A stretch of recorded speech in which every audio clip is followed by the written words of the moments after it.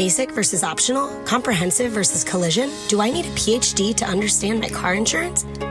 #confused. I know it's complicated, Kristen, so I'm going to try to make it simple for you. Basic auto coverage has 4 main parts: liability, collision, comprehensive, and uninsured and underinsured motorist coverage. Liability only covers damages to other people and their stuff. It's the legal minimum.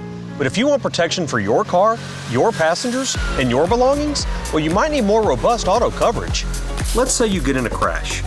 Whether it's with a flatbed truck or a fire hydrant, your car repairs would most likely be covered by collision, even if this one might be your fault.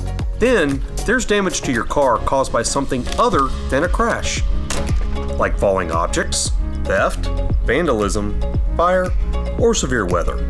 All of that falls under comprehensive. That's liability, collision, comprehensive, and last but not least, uninsured, underinsured motorist coverage. If you get hit by someone without any or enough insurance, easy, that's when you want uninsured, underinsured motorist coverage. The specifics can be tricky because car damage and injuries are covered differently. So, talk with your rep to see how it works in your state. That's basic auto insurance in a nutshell.